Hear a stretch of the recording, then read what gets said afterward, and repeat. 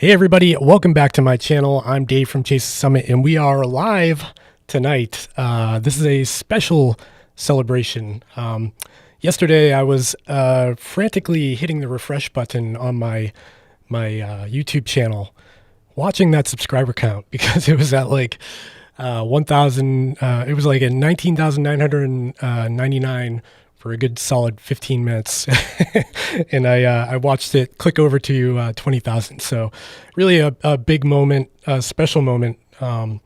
Honestly, when I started this channel back, it was only a year ago I started posting videos. I've had this channel for like 5 years, but really actually keeping up with posting routinely, it's been about a year.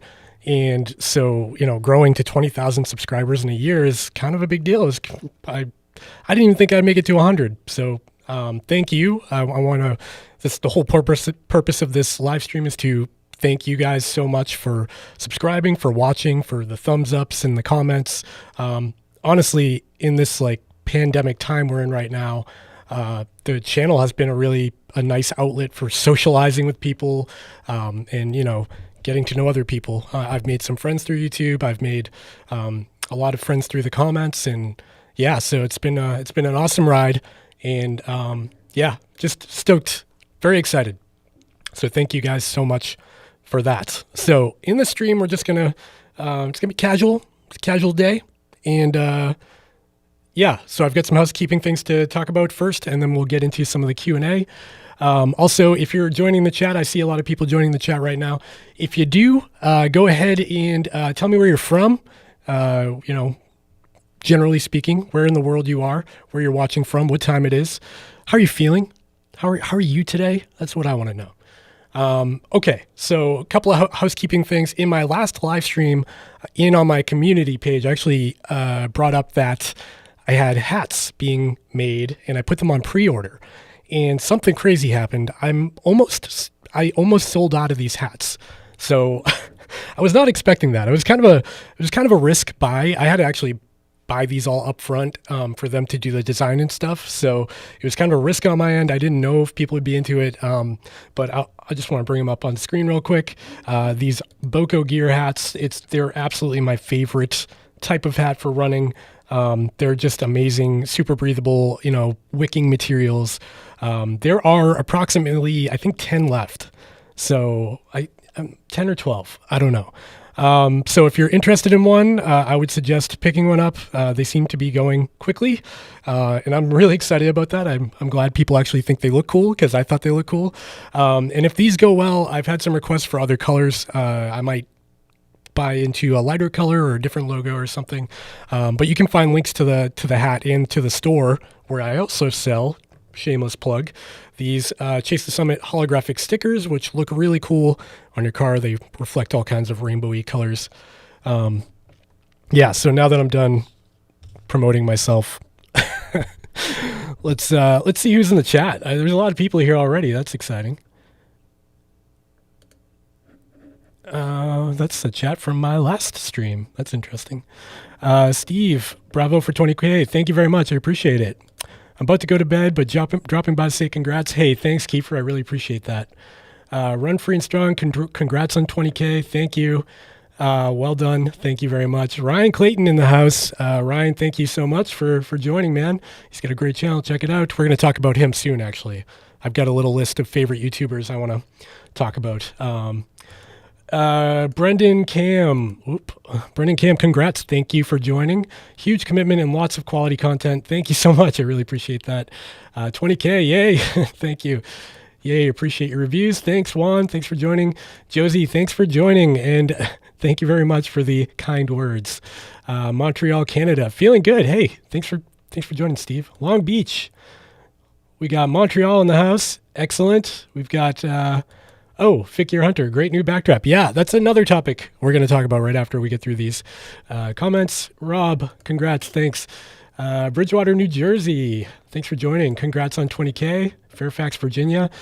Hi, Port Marquis, Australia, rocking the Forerunner 945 after I bought it after your thumbs up. Awesome. That's a great watch. I'd be wearing one right now, but I'm actually doing some testing with the Apple Watch right now, and we'll talk about that tonight too. Okay. Oops. This is tricky. It's the first time doing it in this space. We're going to talk about the space in a second. Thanks for your expertise from Montreal. Thank you for thinking I'm an expert in something, because I generally don't feel that way about myself. Thanks. We got Connecticut in the house. Awesome. What a milestone. You deserve it. Thanks for the quality content. Thank you so much. You guys just inflated my ego. I feel really good now. Okay, so another change you might be seeing behind me. This behind me is actually a new studio. I'm actually renting a space for YouTube now. It sounds crazy because I've only got 20,000 subscribers. But generally, when you do a move like this, you've got way more subscribers or bigger income. But something I told myself at the beginning of all this was that I was always going to put the money I make from the channel, the ad revenue or whatever, I would always put that back into the channel until I could, start paying myself in some capacity. So right now, the money is being put into this studio, and I think this is going to help a lot in my time management, and also just generating awesome, really high quality content, because that's what I strive to do here. I try to have the best video quality and the best sound quality, and a well-rounded review, and of course, information about the products you're interested in, and of course, maybe my stories too. So this space is only a half a mile from my house. The benefits of this is, it kind of draws a line between my real job and my fake job being YouTube, because I come here and this is like YouTube time, and then I go home, and that's family time, and then I go in my office at home, and that's work time. So now I'm drawing a line between these things a little bit better, because before I was kind of juggling all three from the same location, and the lines got pretty foggy, so I'd be up all night editing, and then I'd be behind on my day job. So I think this is going to work out for the better. And it'll also give me a chance to create better, higher quality content while I have space to do it. It's a pretty big room. I was going to show you, but I couldn't figure out a good way to use my phone as a camera for the live stream. But yeah, I'm excited about it. I moved in last week, and so that's why I haven't been posting a lot of videos. The first video I posted was a couple of days ago. That was the Insta360 review and the 1R review. And yeah, it's been a lot of fun. So yeah, with that out of the way, I did want to talk about, oops. Oh no, I'm playing. You guys didn't hear that, did you? You probably heard that. I don't know. Okay, so I did want to show you guys some stuff. 1 second. Actually, yeah.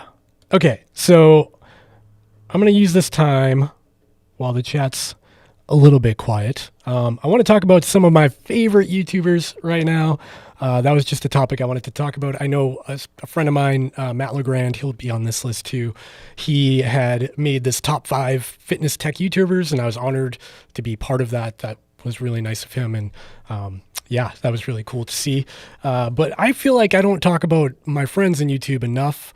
And I feel like all ships rise with the tide. And if you guys like my channel, you're probably going to like these guys' channel, guys and girls. Unfortunately, I don't have any girls on here, but if there was, I'm not trying to discriminate. I'm trying to be proper here. So let me go ahead and share my screen. Yeah, I'm missing.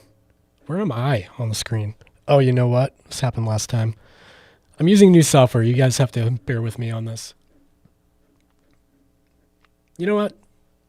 Never mind. We're just going to go with it. Ryan needs to remind me where the button is for bringing myself back up on the screen. Anyways, so first up is Ryan Clayton. He's someone I started talking to, like, I don't know, it was probably like 6 months ago by now, and we just kind of hit it off, and we've been talking almost daily ever since, just about like random YouTube stuff, or maybe like fitness tech that we're testing at a time. So he's kind of grown to be a pretty good friend of mine now, and he's got a really solid channel. He produces really top shelf content. He's a video centric guy, and he's also an ultra runner. So definitely go check his channel out if you haven't already. He's one of my faves. Also, Matt Legrand, I just mentioned. Yeah, here he is. This guy, he's only got 4 points. He's a little under 5,000 subscribers, But this dude pumps out the most high quality content. Like his B-roll and his crazy cinematic shots are so cool. He's got drone shots and, it's just really high quality stuff. So if you haven't yet, go check out Matt Legrand, because he has quickly become one of the people I click on quickly become one of the people I click on quickly. That's a tough sentence to say live. When, a notification pops up that he posted something new, I'm always in there real fast. Another person who probably, whoa, that was a zoom. Another person who probably doesn't need an introduction is DC Rainmaker. Again, someone I started talking to and I had the privilege of having on the channel. And that was a ton of fun. We had a really fun conversation about fitness tech and his background. And if you guys haven't seen that, definitely go back on my channel and watch that, because it was a fun conversation. And, he's actually, we talk through email now, we, text and stuff. So it's been fun to just make all of these connections through something I didn't think had connections. So that's been a lot of fun. So check out his channel. And yeah, I think I've got a couple more, but I don't know how much of this you guys want to see. Yeah.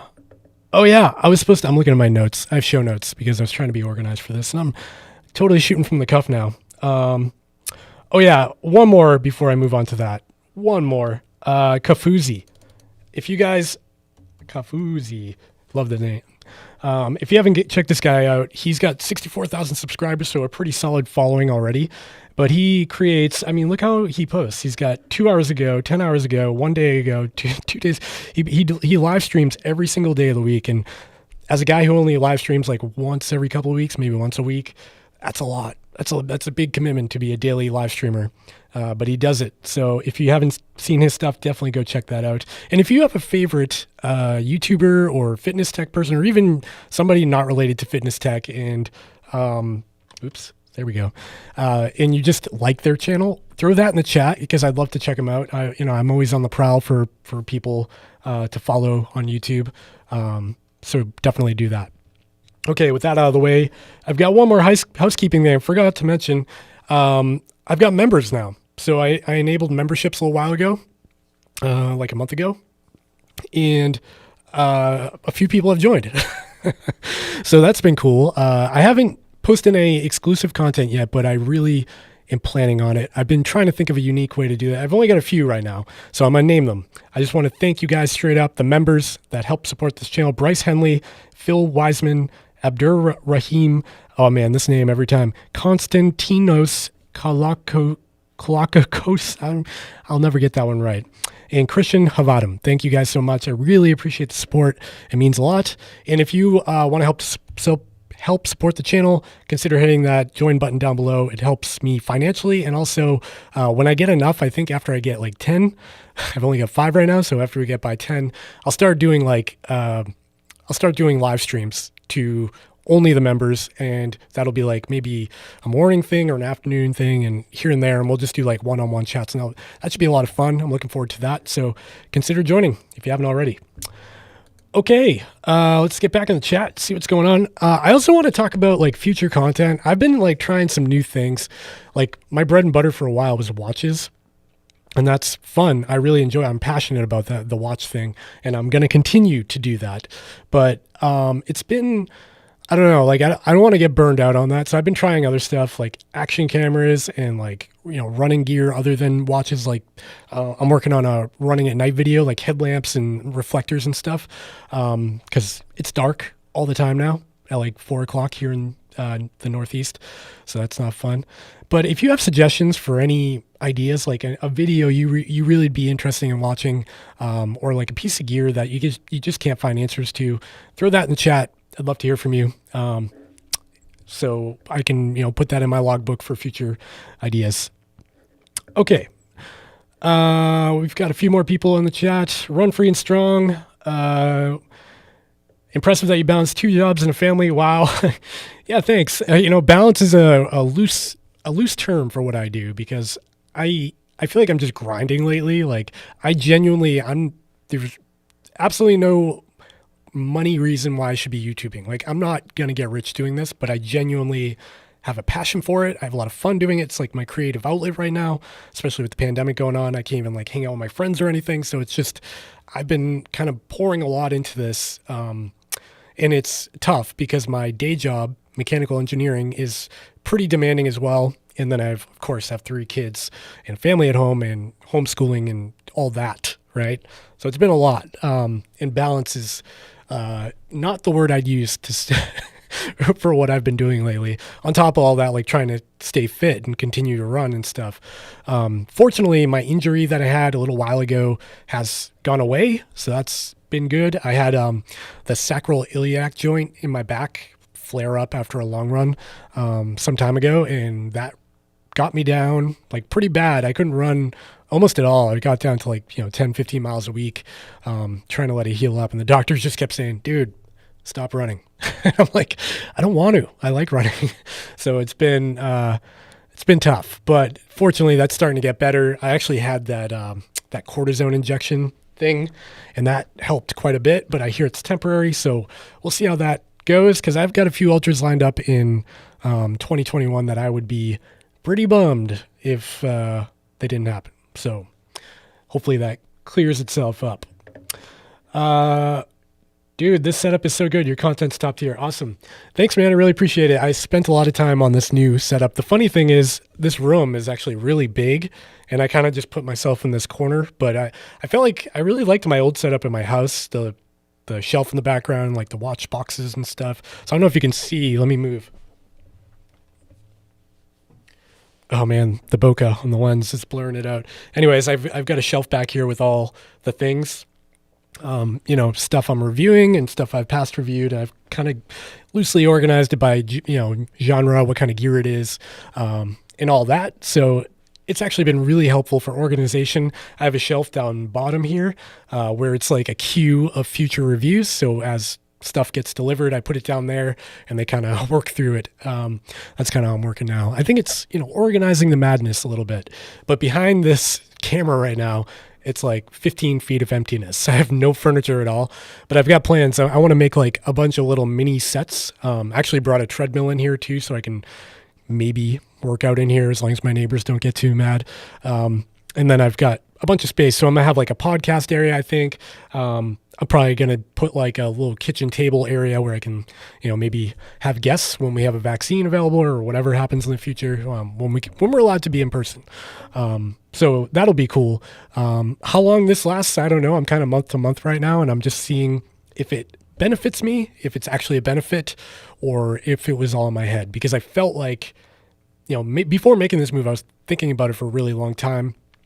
And I kind of alluded to this in my past podcasts about big changes coming in December.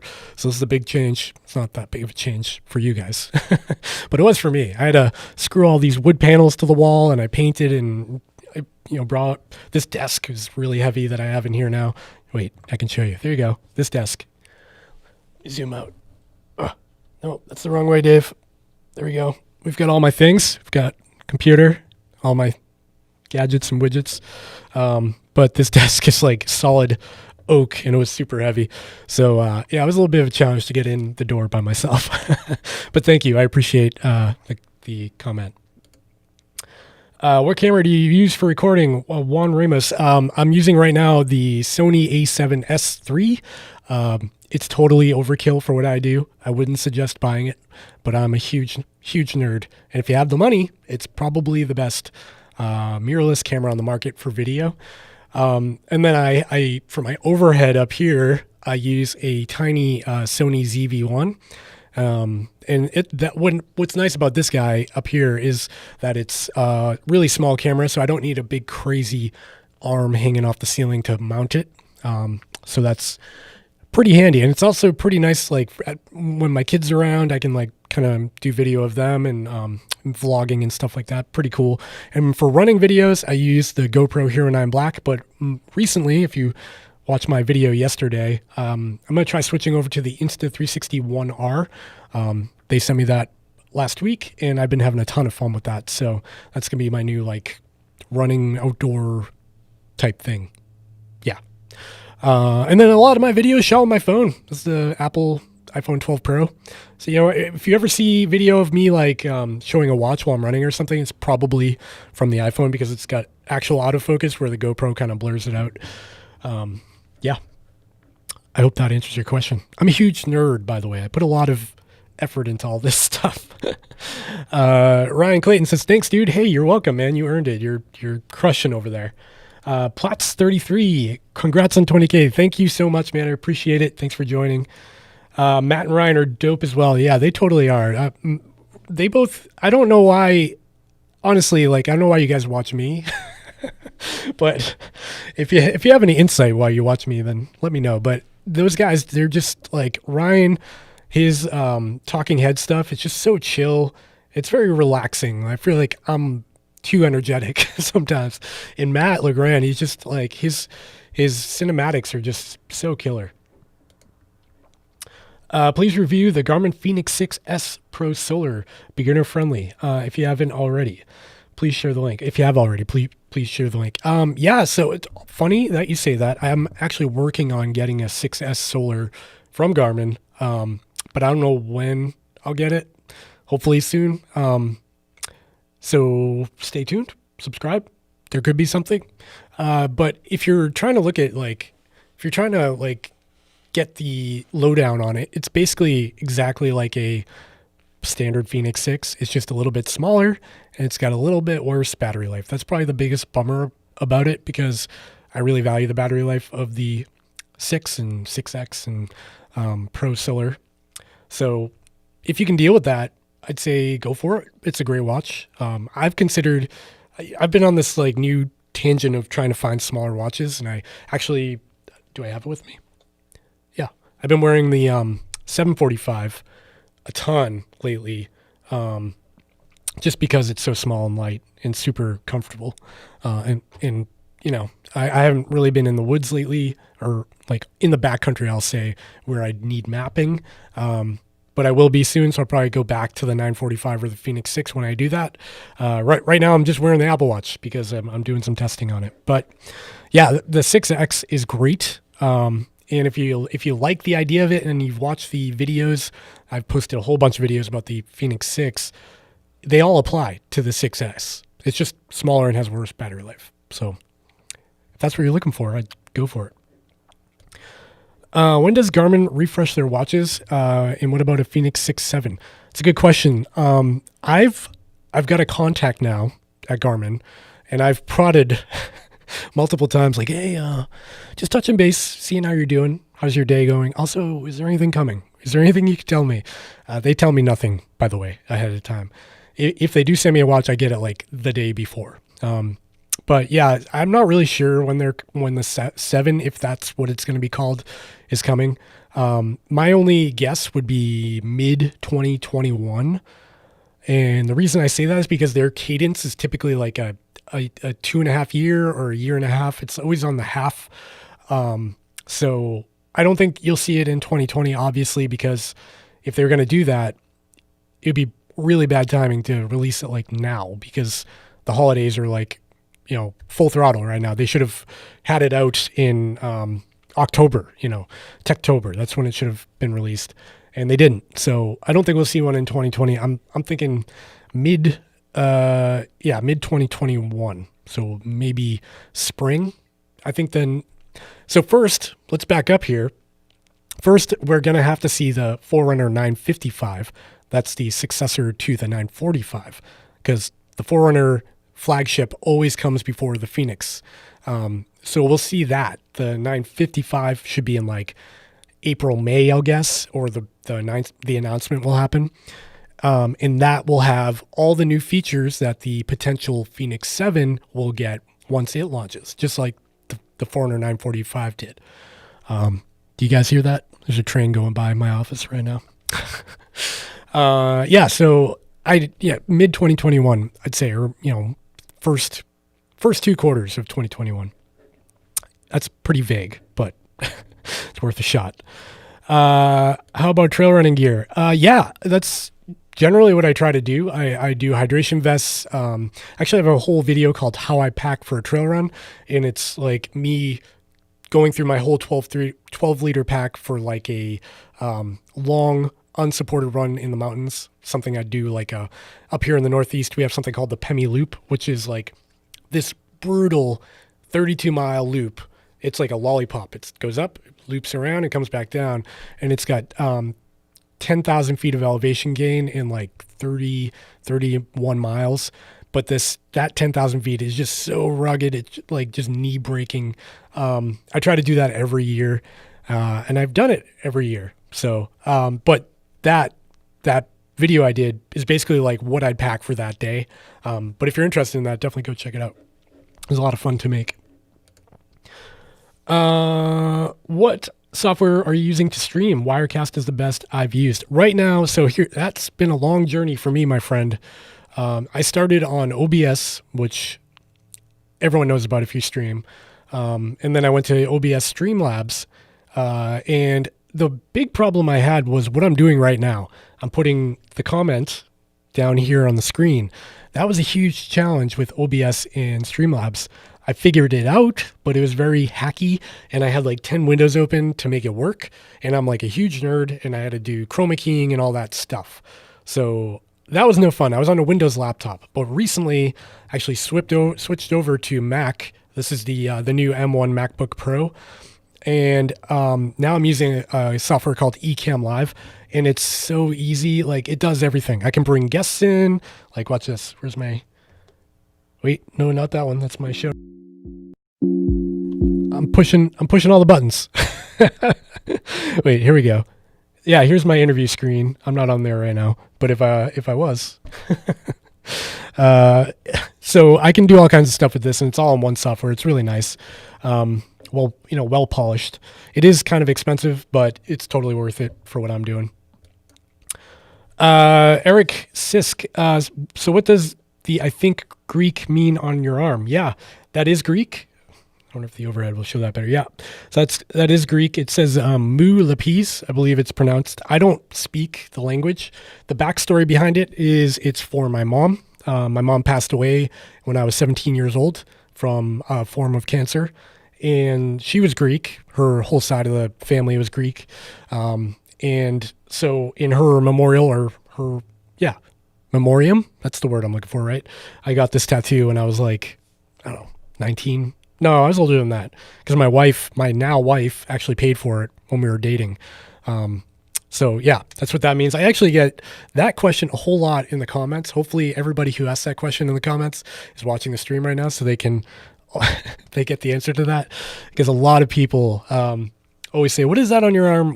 And a lot of people from Greece, actually, international viewers, say, do you know what that means or whatever? And I've always wondered, like, did I get it right? Because I actually had a Greek friend who could translate it, do it for me.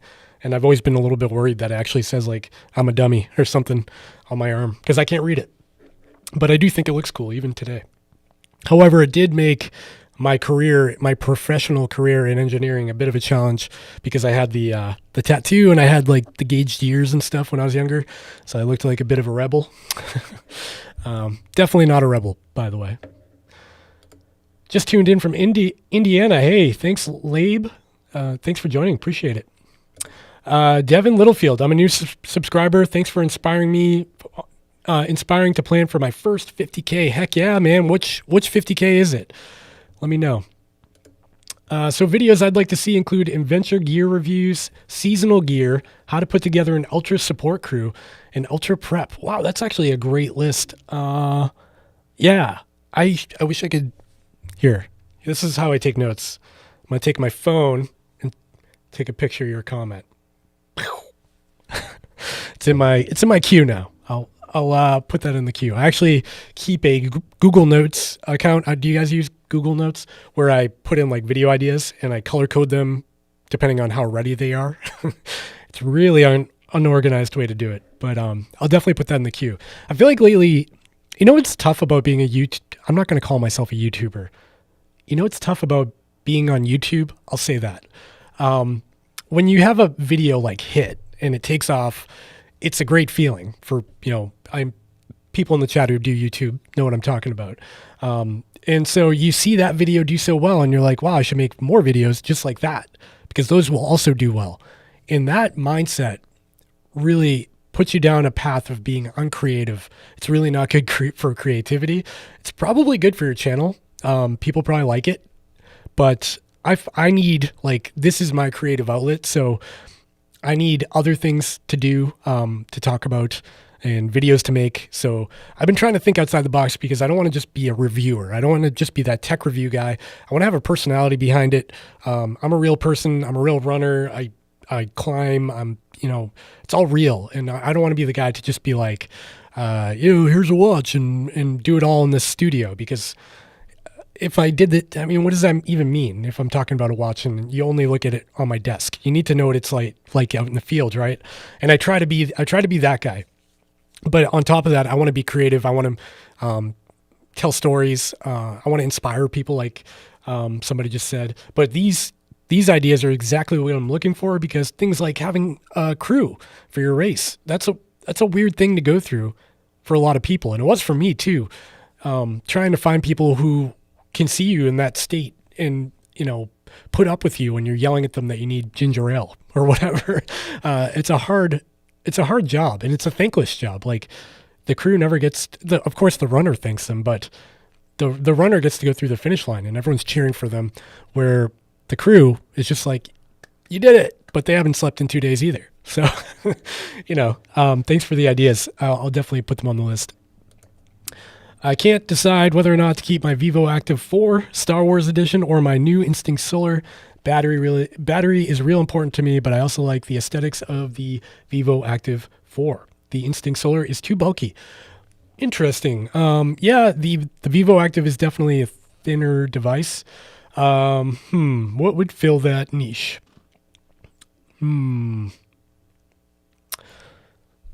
Forerunner 245 maybe. I think you'd get a bit more battery life there. But yeah, the Vivo Active 4 is definitely a solid device. It's hard to get better battery life from the Vivo Active 4 with something that isn't more bulky. It's going to get bulkier, like a Fenix 6 or Fenix 6 945. 745 probably has worse battery life than your Vivo Active 4. More features, but worse battery life, unfortunately. It's a tough call. If you want more battery life, you're going to have to get a bigger watch. I think you might eke out a few more hours with the 245 though, because I think that does 24 hours in GPS mode, like 10 days or something in smartwatch mode. I'm making these numbers up, but that's what my brain is telling me. I think it's right. Pemi Loop. I used to work at camp called Pemi Jawasset. Were you in New Hampshire? Because all the Pemi Jawassets. Oh, you know what? Is the Pemi Jawasset was in like a Indian tribe, right? Here, I'm not really sure where that name came from, but up here in New Hampshire, the Pemi Jawasset Loop is highly regarded, and there's also the Pemi Jawasset River. I think there's even a Pemi Jawasset campground right by the river. So, are you in New Hampshire? Because that would be interesting. Mulu Peas means I miss you. Awesome.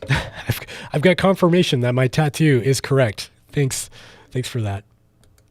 Dude, sorry to hear that, but that is an awesome meaning. Thank you. Dave, if you can figure out how to get a crew together, let me know. Haha, I've been trying for years and it's always ended up with just being my wife crewing. She's not happy about that and not an ultra runner.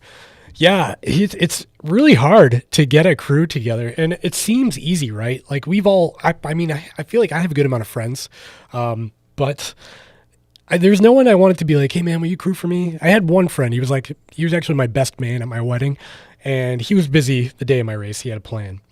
But it's a thankless job and it's a hard job, especially for the race I just did in October. That's a point-to-point October last year. That's a point-to-point 100-miler. So from the starting line to the finish line was like a 2.5-hour car ride. And so to get back to point A, it's a lot of logistics there. and my sister and her now husband signed up to do it. And I was so thankful for them. And honestly, I didn't even really like when I came through the crude aid stations, I didn't necessarily need them, but it was a huge morale boost to see them there. And also they brought, hot soup in the middle of the night, and my ginger beer and all kinds of other little goodies. So that was super nice of them. And they actually signed up to do it again this year at the same race. So they didn't hate it that much. I think they did hate it, but they're just too nice to me. So they were going to do it again this year. Unfortunately, I injured my back, like I said earlier in the stream. And, I couldn't run the race. It was the worst timing in the world. I have a whole video on this channel about it. I hurt my back like 4 days before the race. So there was no chance I was going to get through it. Blog your training runs and runs. Yeah. I'll get back into that. I've got a few like vlogs of, just running and kind of talking to the camera. It's hard for me to do. Ryan Clayton does that well. I just get so in the zone when I'm running that I don't want to fiddle with my camera, but I'll try more because I think it is valuable and it is funner to edit, because I get to laugh at myself a little bit. Matt LeGrand, wow, 20K. Thanks for joining, Matt. I just mentioned you if you rewind. I showed off your channel and how good your cinematic B-roll is. From an ultra-distant runner mindset, not me, but for the followers, if you can review things that help with recovery in the training aspects, like devices, vitamins, calisthenics, etc. That's a good idea. I always get weird about giving any advice on training or recovery because I'm not a trainer, I'm not a coach. I'm probably bad at running. But yeah, I think my system works for me. Like I generally can recover pretty quick after a race, but, yeah, I'll consider that. I do have some devices, as you mentioned there. I'm working on some reviews of some massage guns. So a couple of companies have sent them out to me. And they kind of went on the back burner as like higher, more important things came in, but I definitely will be releasing a video about those soon. And those are really helpful. I also like using a, E-stim or TENS unit, on like my lower calf or my knee or whatever, just to like increase blood flow. So those things I'll probably bring up on the channel soon. In terms of like vitamins, I'm not sure I want to give that advice. I don't want people being like, you told me to do this and I threw up the next day. I don't know why that guy had a southern accent, but he did. Congrats, buddy. Hope you're loving the new studio. I am, Matt. I keep doing this because I feel like someone's knocking on my door or like my neighbors can hear me. I'm still getting used to this. I want to show, how can I show what's around me? I got an idea. Hang on, everybody. Yeah, here we go. Can I do this? Joining? Is this working? Oh. Hang on.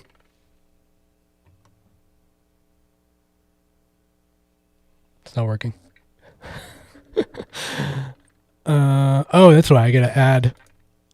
There we go. Can you guys see that? Hang on. Let me give you a tour. Yeah. Oh, wait. But there's no audio.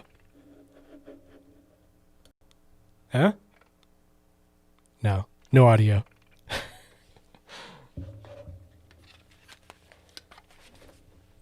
Okay, I thought that was going to work, but it didn't work. Yeah, I'm going to turn that off now. I thought that would work, but it didn't work. I was going to try to show you the studio. But yeah, it's been a lot of fun here in this new space, having a dedicated space to call my own. And the cool thing is like if I want to do like a B-roll shot, I don't have to like move all my kids' toys out of the way. I can like just put up the table, do the shot, do my thumbnails. It's just been like, it's been good for the workflow. And it's been a lot of fun kind of designing this new set, if I can call it that. This wall was actually like this painful teal color from the previous tenant. So I actually put up all these wood panels and I did my lighting and stuff. And yeah, it's been fun. It's been, I probably put too much time and effort into it. I probably should have been like working on videos, but I had a lot of fun with it. am worried about it's cold here now in New England, shocker. And so the heat is running and I got to pay the electric bill here. So we'll see how that goes. Brian Smith. Yeah, I'm in New Hampshire. Oh, cool. Yeah, we're neighbors. I'm in Massachusetts. I miss the mountains deeply. I haven't been up there in a while because I'm trying to, be a good person and not cross state lines during the pandemic, but it's really hard because I love the mountains and we've got, decent hills down here and some mountains that are pretty rugged, but nothing beats the Beast Coast up there in the White Mountains. Love it up there. How many weeks is your training period for preparing for a 100-miler? So I'm a really bad person to ask about training. Like I said before, I'd probably guess, because I'm never that structured, probably between like 12 and 16 weeks. No, that sounds like a lot. Probably like 12 weeks. Yeah. But it's been hard this year because of injuries and the pandemic and my kids being home and all those other excuses I can make for myself. But last year, yeah, I was pretty diligent about it. I don't typically follow a training plan. I like to base my training around like how I'm feeling that day. I will say like on, Sunday, that's going to be my long day. And then like Monday, Wednesday, Thursday will be short, fast days, and it's pretty loose like that, but I don't like go on my calendar and mark out 10 miles, 15 miles, 20, I don't do that. I try to just base it on how I'm feeling, and if I'm feeling good on that day, I'll just kind of crush it and I'll go as far as I can. Kind of like that mindset of like reps till failure.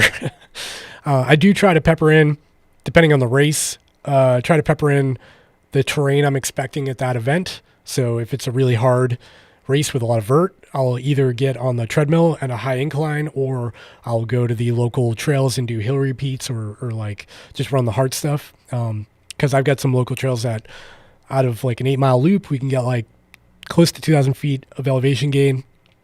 And so if you hit that enough, it can get your body prepared for pretty rugged race. It got me through a couple of doozies. But like I was just talking about with the mountains, the best training for me is getting up to the mountains, and just having fun. It's fun up there. It's not training. It's just hiking and running when I can because it's so freaking hard. Eric Sisk. So I'm thinking of ditching my Apple Watch Series 6 for another fitness watch. Excuse me. Take a sip of water. Or canned water. It's polar seltzer water. Thinking of Phoenix 6, Vantage V2, Coros Apex Pro, or mistake or no? The question I would have for you, sir, is what don't you like about the Apple Watch? I know your first complaint will be battery life, most likely. I don't know. Like I said before, I'm wearing the Apple Watch SE right now. I'm doing some testing on it. I'm working on a video that's like best apps for running or apps you need for running on the Apple Watch. Because there's a whole bunch out there. Like there's so many ways to track a run on an Apple Watch, but a lot of them are just totally garbage. Like all they do is track your run. They don't give you any information on the watch. They don't save it to the watch. You can't view any information on the watch. I don't get it. I don't get why they make them so simple for the Apple Watch. Excuse me. But there are a crap load of really good ones out there too. And I learned that the hard way. I went ahead and reviewed the Apple Watch SE on my channel, and in total outroar from the Apple Watch wearers of America or around the world, totally tore me apart for saying that the Apple Watch wasn't customizable enough. Out of the selection, so the Apple Watch is totally usable, but again, my issue is the battery life is not great, drives me nuts. I hate having to charge a watch daily or every other day. And for a watch that's supposed to be tracking your sleep and stuff, how are you going to track your sleep if you've got to be charging it every night?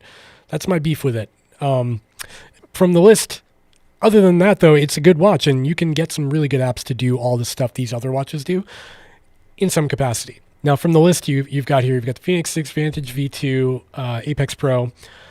It depends what you're doing, right? So if you're somebody who would actually make use of some of the workout suggestions you get from the Polar Watch, then I'd say go for the Polar, because they actually do it pretty well. They'll tell you to do a hard run one day, or if you're a biker or a cyclist, it'll give you a really good advice on how to recover, what to do the next day, what you shouldn't do, stretching, mobility. It's pretty good in that regard. Where it lacks is navigation. It's not good for navigation through any avenue. Like the Komoot navigation on the Vantage V2 and the Grid X is not good. Like, it's usable, it'll get you through in a pinch, but there's so many limitations to it that are kind of a bummer to me. So if navigation is important to you, I would steer you to the Fenix 6. That's the cream of the crop. Does it the absolute best. It has offline mapping. You can navigate routes in real time. You could say, hey, I see a mountain over there, click a button, and the watch will tell you how to get there with turn-by-turn navigation. Nothing else does it on the market, and it's because Garmin has that history with mapping. So they're capable of doing it. If you want something in between those two, I'd say the Coros Apex Pro is a good option. Now, the Apex Pro's strength is battery life. It'll go all day, 2 days. And in standby mode, it's like you forget where your charger is because the battery is so ridiculous on it. Downside, it's not very good at like training tools. It's not going to give you recommendations on what you should do the following day. They're getting better at that, and I admire them for continually giving it firmware updates to add functionality, but they're still not there yet. So they've all got strengths, and it really comes down to what you need, what your use case is, what you find important. That said, if you're somewhere all over, like if you're all over the radar there and you're looking for a smartwatch and fitness tracker and GPS watch and everything, Apple Watch is not a bad option. It's just limited in terms of battery life. You're not going to run a 100-miler with an Apple Watch. Maybe you could if you're like Jim Walmsley, but I'm certainly not going to do it.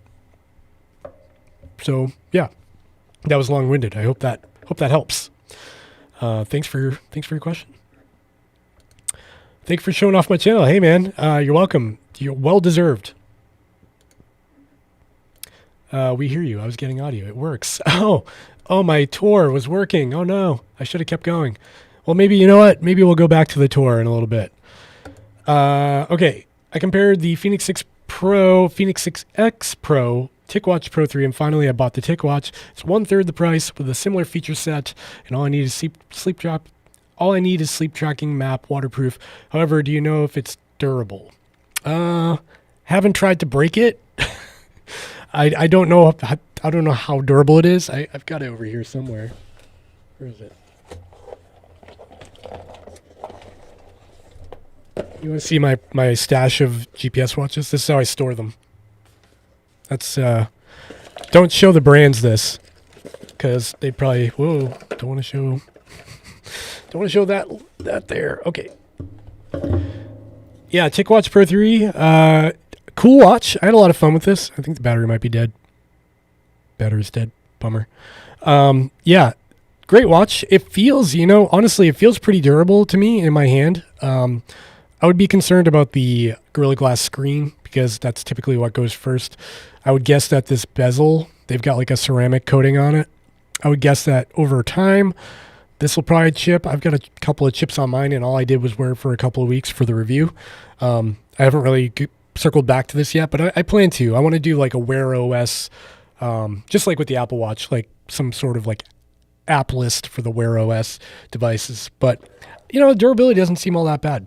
I also want to ask, what didn't you like about the 6X Pro? I'm still mad. I'll say that word for you. I'm still mad that they haven't released the Apple Fitness Plus. Yeah, everyone's still waiting on that. Thanks, man. You're welcome. I know you're not a fan of Nordictrack treadmills, so, oh, man, don't get me going on the Nordictrack. Email coming in. I know you're not a fan of Nordictrack treadmills. Any other recommendations for a treadmill? I've been trying, and that's what everyone asks on that video that I posted.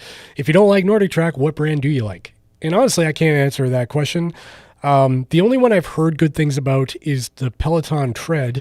Granted, it is very expensive, very heavy, and it doesn't really do a steep incline, which is kind of a bummer. That's kind of a must-have for me. But if you're not looking for an incline, I've heard the tread is really good and their customer service is top notch. They'll actually send a truck, a Peloton van out to your house, fix it in your house if there is an issue. But it's super expensive, and you got to pay for the membership if you want to use it in the capacity that's designed for. But yeah, other than that, I know there's a really expensive Procore, I think Proctor or Procore. There's a really expensive incline trainer by them. It's like $5,000, and it's basically the same thing as a Nordictrack incline trainer, just made of a higher quality, I guess. So that might be an option if you've got the budget for it. The thing is, they're selling like hotcakes. Even Nordictrack is like selling crazy amounts of units because everyone's working out at home now. And bike trainers, treadmills, even GPS watches are kind of crazy right now. During this pandemic, people are just going nuts and, like a hamster in a cage. So I don't think my review even put a dent in Nordictrack's sales. But I can't really give you advice anywhere else. Sorry. Jeff LeBlanc, what is your favorite spice? I'm going to go, trying to see my uneven hat on camera. Made the mistake of putting a monitor in front of me so I can see my stupid face. I'm going to go with ginger. Ginger is my favorite spice. Only because I love ginger ale. I love stir fry. Ginger. I just got my first running watch after a couple of years of Fitbit. Your videos helped guide me past some of the more basic watches. I got a Phoenix 5 Plus Sapphire for $320. Thanks for the good content. You're welcome. How do you like the Phoenix 5 Plus Sapphire? Has the battery life been holding up? I had the Phoenix 5 Plus Sapphire for a long time, and I couldn't get through a 50 miler with it without dying. That was my only gripe with it. Other than that was awesome watch. Really, really great. Actually preferred the design. I preferred the design of the 5 Plus because they had like those cool kind of cuts into it. I don't have one here, do I? They had like all those really like sharp edges in it that were pretty cool. But yeah. Okay. What do you recommend for audio? Audio in what capacity? Are you looking for headphones or a microphone or a mixing board or a guitar? I'm not sure I can help with all those, but I could try. Let me know which one of those you mean. Wow, haha. I forget what I said that made you say that, but which brand of smartwatch offers you a better experience inside the app? Which one is your favorite? Cheers from Brazil. That is a fantastic question, and that's another video I need to work on. It's on my list of things to do. I want to make a video comparing ecosystems between all of the watches in their current state, late 2020, maybe it'll be 2021 by the time I get around to it. My favorite, personally, is Garmin. I don't like being a Garmin fanboy, but they do it really well. Their back end is just so easy to use. The phone app is well polished. And then the website, which not all of these brands have, connect.garmin.com, you can go just log in with a regular computer. You can download Excel spreadsheets of all your data. They sync with everybody. Just a really well-rounded ecosystem. The other thing I really like about them is they have a course builder in the app and on the website where you can actually design a course, hit a button on your phone, sync it with your watch, go for your run, and follow the trail you just made on your phone or computer. Nobody else does that. I really enjoy that. I think second best, in my opinion, is Polar. Polar Flow is very close to Garmin Connect. They do a lot of things right. They don't have a course builder, but they do have the ability to import a GPX file. They sync to a lot of platforms. They have a ton of activity profiles pre-made. And, honestly, I really like Coros too. It's weird that I say that because they probably have the least mature ecosystem right now, but their phone app has gotten a lot more polished over time. And there's something liberating about it being just dead simple. Like everything is just straightforward. Firmware update, done. The syncing between the watch and the phone, it's just instantaneous, faster than any other brand. They keep it really simple, but they include things that people care about. The way I'll talk about Coros is they really listen. They actually, probe the market. They look at Facebook, they read Reddit, they watch these YouTube comments, and they look for what people actually want. And then they try to implement that into their firmware updates and to the best of their capacity. And I think they've been doing a pretty good job of that. And they're a new company. They've only been around for a short while, and they've made some huge strides in the game. If I was Garmin or like Suunto, especially Suunto, I'd be real scared of what Chorus's potential is in the future. If they manage to cram like music or maps into one of their future watches, they change the game. I don't know if they'll do it because they kind of pride themselves in being that simple, reliable. They don't want to put too much bloat in there. But if they made like a special one, like an Apex Plus or something that had the bells and whistles, they could put waves in the market, because there are people out there that won't buy a watch unless it can play music. And a lot of people think that's silly. But to that person, it's a must have, and you can't blame them. It's their money. Let them buy what they want, what they need. I listen to music when I run too. And, I use my phone because I hate fiddling with trying to get it on my watch. Even with Garmin, it's not that straightforward. Although Spotify is pretty easy. But yeah, I generally just use my phone. That was long-winded. Wow. Hope it answered your question. Oh yeah, did I mention Suunto? They're probably near. They're not bad, but they have some quirks in their app where you can't actually pair two watches to the same app. And for someone like me who reviews these things, it's pretty annoying. Not everyone runs into that issue, but it bothered me. You need a charging station in that studio of yours to cycle those watches. I have one, actually. This desk, if I could give you the tour, maybe I will. Maybe I'll try the phone thing again. This desk, on the back side, I actually put a wire trough. It's like a cage underneath. And I stuffed all my wires in there, but I also put in a huge surge protector with 20 outlets and a bunch of USB ports and stuff. So on this desk, I can charge 10 devices. And then back here, I've got another charging station for my GoPros. I've got all my camera batteries and stuff back there. So yes, there's quite a bit of charging that goes on in this studio. And I also, if I move my head up here, is it right there? Yeah. It's a little white thing. That's my security camera, because I'm paranoid about leaving all this stuff here. So while I'm laying in bed at night, I'm staring at my phone like, okay, no one's in there. I'm still safe. Okay. I train in a similar way. I have a rough idea of the distance, but go on how I'm feeling. With COVID, I've been training on an unused trail a mile from my house, where I get 1,800 feet of vert in 8 miles. That's solid, man. Where are you from? Are you in oh wait, you already said. Were you from Connecticut? Were you the guy from Connecticut? That's a lot of vert for Connecticut if it was. Wow, that's sweet. Yeah, so I've been kind of doing the same thing. I've got a trail. A lot of my videos lately have been posted from the same trail. I've got a trail locally in my town I can actually run to from my house. And that trail, I can get a marathon in on with almost no road miles. So that's actually pretty nice. Unfortunately, it's not very rugged. It's not a ton of vert, but at least it's woods. There's scenery. There's a lake. So, keeps my sanity. That's important these days and hard to do. If you're joining the stream, we got quite a few people watching. If we're joining the stream, tell me where you're from if you're new, and if you haven't already, make sure you subscribe to the channel. Try to get to 30,000, I guess, at this point. I don't know what the next stage is here. How far do we go with this? Okay, this next one is take a look at the Soul treadmills. Yeah, so I actually had one. Here's a funny story. My wife and I, her parents actually gave us a treadmill they had in their basement. And her dad always told me that it electrocuted him. And I was like, I don't buy that. So he gave it to us. We moved into our house, and sure enough, that thing electrocuted the crap out of me.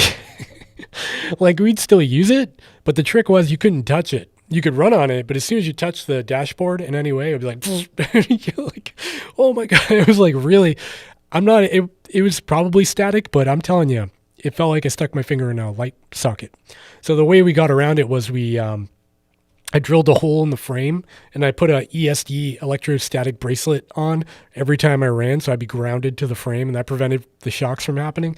But it wasn't a very comfortable ride, and that's what prompted me to move to Nordictrack. We got rid of that one, got a Nordictrack.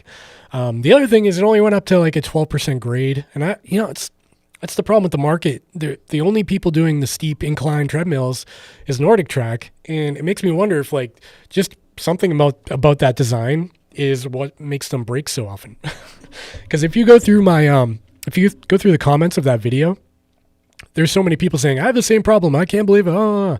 So I'm not the only one. There's a lot of people out there, the same issues.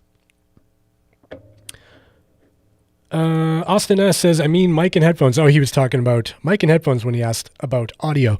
Right now I'm using the Rode Pod mic and some Tascam. I forget the model number of these. These are pretty cheap headphones. But if you're doing like podcast stuff, the Pod mic is just so good. And I feed that into a... Will it make it? Yeah. So this is my little mixer. This is a Zoom PodTrack P4. I can put in 4 channels. I can take phone calls on it for podcasts and stuff. So it's a nice little compact setup. It wasn't too expensive either.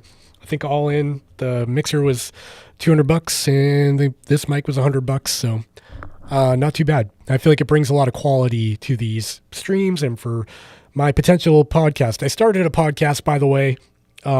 Go check it out. It's on Spotify and all the regular avenues. It's just called Chase the Summit, the podcast.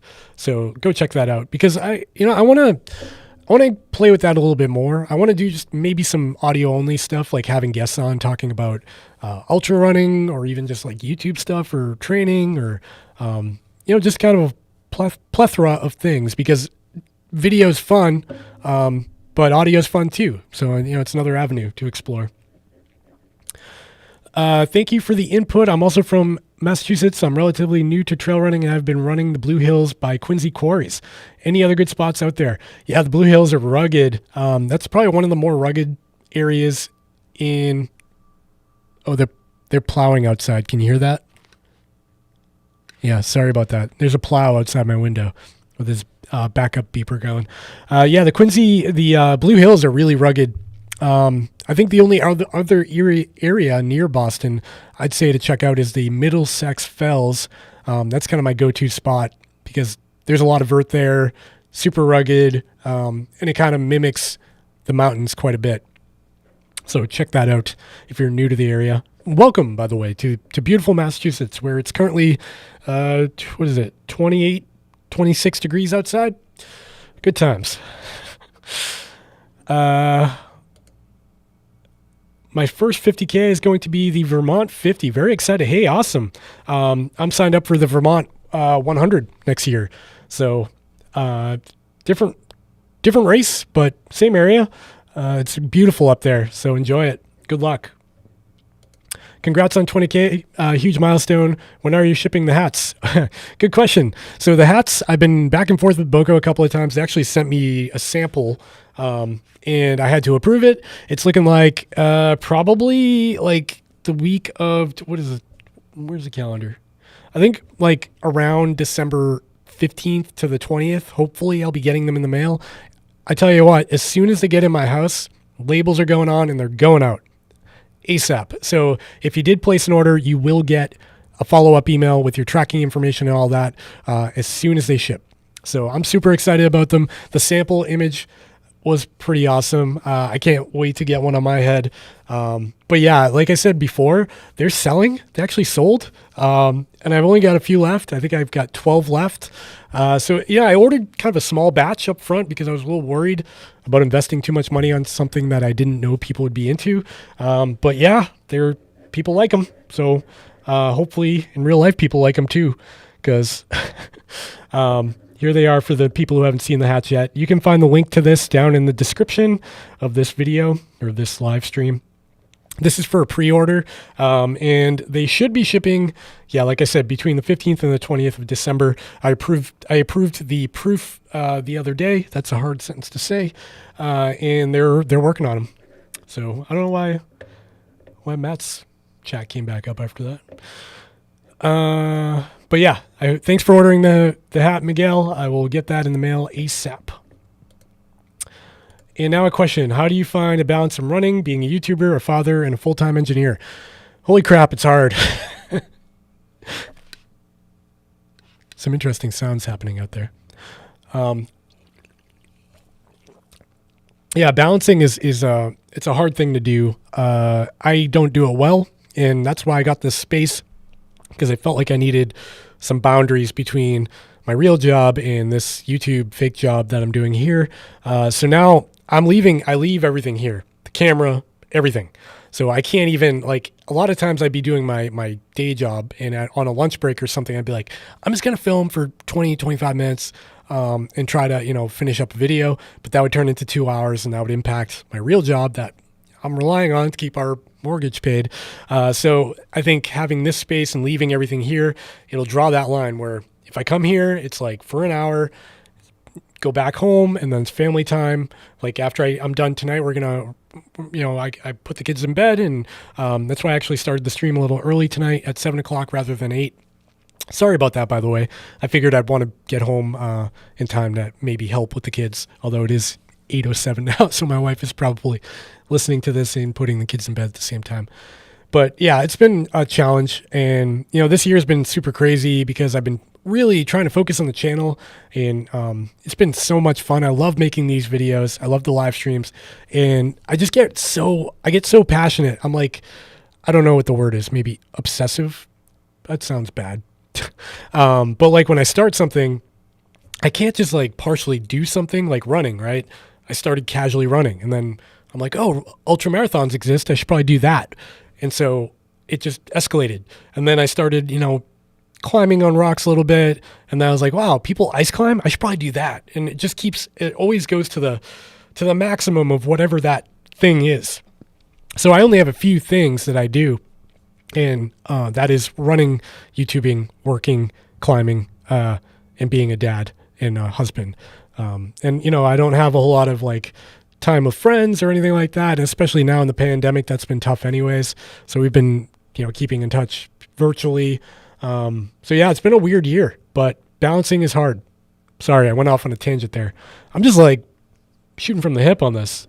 Thanks for your comment though. 5 Plus is holding up well so far. 5 Plus is holding up well so far first week, so can't make the battery claims yet. Definitely heavy compared to the Charge 3. Yeah, that's a big thing that you have to get used to, is the weight of those watches. It's weird because you think, oh, what's 20 grams compared to another watch? But when you wear it, you notice, especially sleeping and running are two situations where I'm like, this thing's just too heavy. But yeah, you do get used to it after a while. This wire is really my business here. Thanks, bro. You're welcome. Thank you. Run free and strong. I've been thinking about the Sol F80. It's a pretty budget friendly option and looks reliable too. Yeah. I think I had the Sol, is it Sol or Soli? I don't know how they pronounce it, but I had the Sol F85. It was a way older model. That was the one that electrocuted me. As I'm new to the Garmin Connect first week, as I'm new to Garmin Connect first week, do the metrics change a lot from run to run? VO2 max has just cratered today. An easy day, 2 fast days. Don't want my ego to be training. Yeah. So when you're new to Garmin Connect, it's going to be a while before that stabilizes. I would say after a month of like routinely running, maybe 3 to 5 times a week, it's probably when things will look a little bit better. That said, I would take the metrics with a grain of salt. They're not perfect by any stretch of the imagination. They're good. They're a good ballpark. Like if you're like, I've been using Garmin Connect for, I don't know, like a decade or so. Like I've had Garmin Connect for a really long time. So when I look at my VO2 max graph, it goes back for years. And that information is kind of cool to see because I can see where training spikes and then when it drops off and comes back, and, preparing for races and trend lines and where my fitness goes in the winter when I'm not as active. That is cool information to see. But like getting into the weeds about VO2 max with Garmin Connect, I wouldn't worry about it too much. I personally, when I was injured a few weeks ago, actually paused. A new feature they added was the ability to pause your training metrics which is a good way of just not having it in your face every day. Like, dude, you're unproductive and your VO2 max is down. It's unhealthy, right? To just see that every day. So I actually paused it when I was injured, and I would suggest anybody injured to do the same, because it's good for the brain to not be pestered by your watch that you're not running today. But yeah, I think it takes a while to stabilize. A couple of weeks, maybe 3 weeks, you'll probably start to look a little bit better. Sounds great in there. Sound blankets. Did you add bass traps in the corners? I did do some sound treatment. I've got this square over here behind the light is sound foam, ceiling is sound foam, and then over to the left here I've got sound foam. I'm talking into the camera. Right behind the camera I have a blanket that's 8 feet wide, and then to my right I have another blanket. So this whole corner is kind of sheltered in. I don't have bass traps, but I also have a bunch of junk. Like up on top of this shelf, there's a bunch of like light stands and stuff in a big bag, like a duffel bag, and I feel like that's kind of like my bass trap. But thank you. I did try to pay attention to sound in this space because I wanted it to be as good as it could be. However, I am hearing a slight like white noise hum in my headphones. Hopefully you guys aren't hearing that.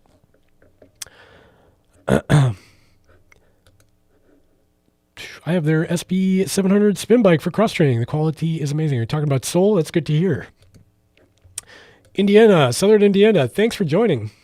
Oh, you were talking about the vert. You're talking about the vert guy. Indiana, Ryan Clayton tells me that Indiana's flat. Now, where are you getting 1,800 feet? You should probably tell him. What's up from Lake Charles, Louisiana? Welcome. Thanks for joining. New from Boise, Idaho. Also forgot to say congrats on 20K. Thank you very much. Appreciate it. Good to know. Thank you. I'm just clicking on everybody. Congrats on 20K. New studio looks great. Thank you very much. I really appreciate it.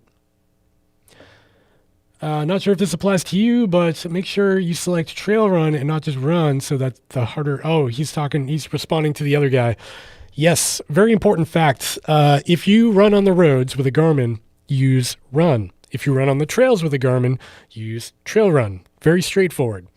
Problem is, if you use run for every run, it's going to take all of that data and put it into the VO2 max calculation. Whereas if you use trail run, it actually throws out trail run data. And it's for a good reason, because there's too many variables in trail running. There's elevation change and variability of terrain.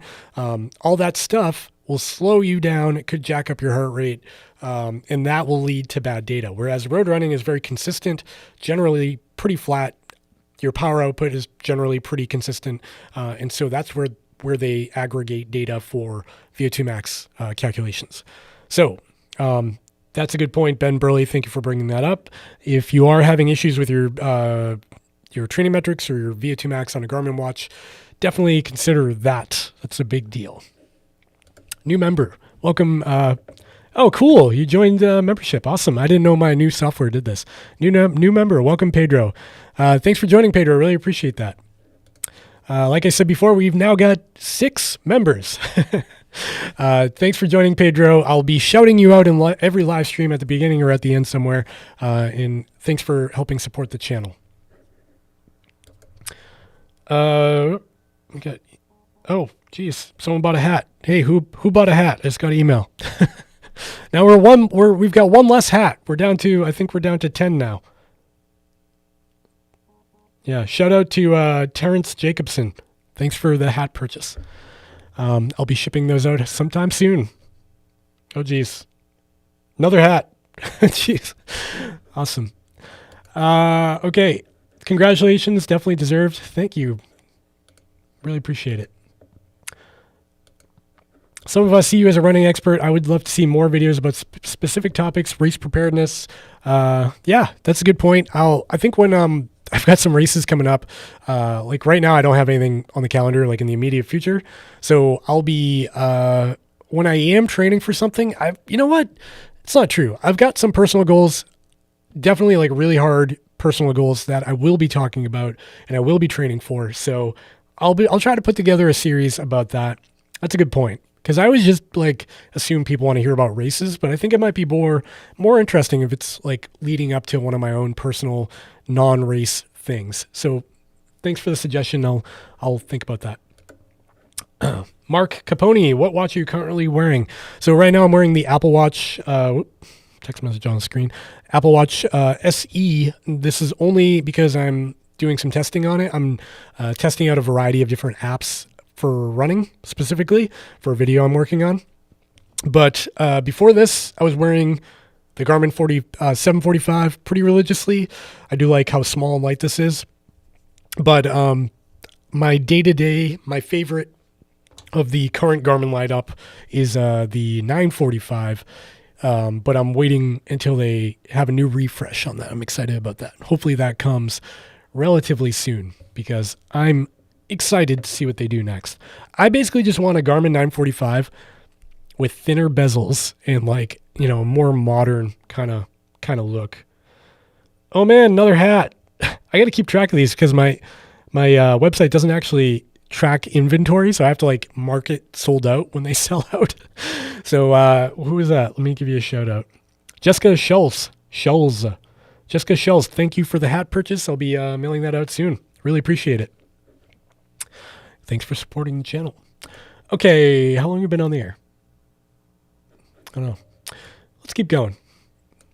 Hey, it's 6:43 a.m. in India. Congrats for 20K subs. Virtual hug. Thanks. Really appreciate it. Funky T. Hey, thanks. Thanks for the purchase of the hat. And there's another hat. Thanks for the purchase. Really appreciate it. Awesome. So yeah, that's really exciting because I put, for people who are just joining or don't know what I'm talking about right now, let's bring the hat back up. These are the new Chase the Summit.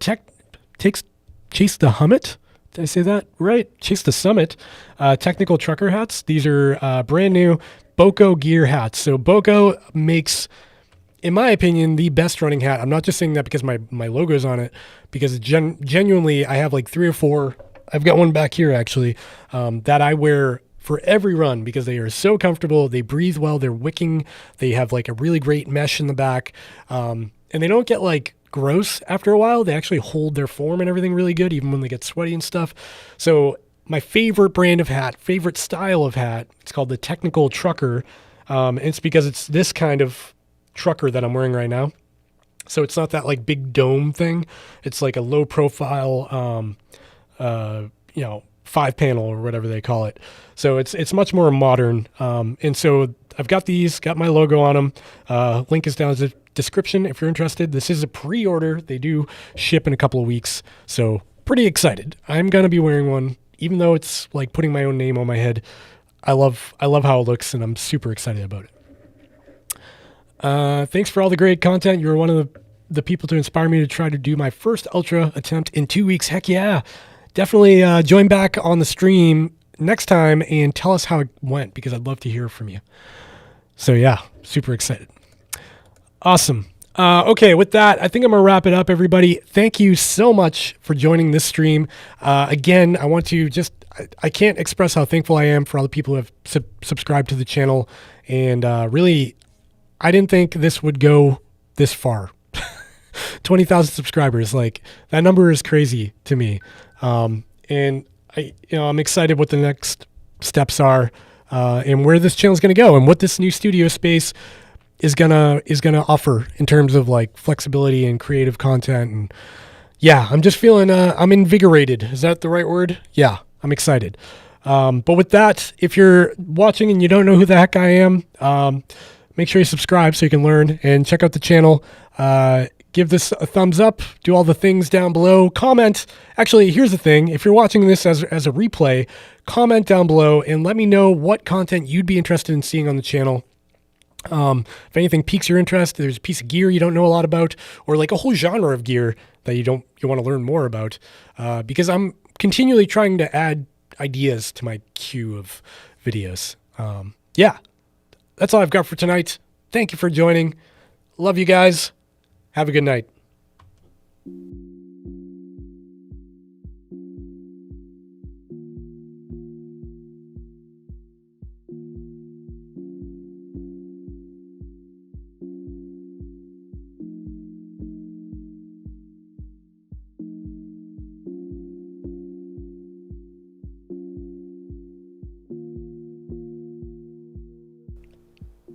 You thought I was gone, but I'm not.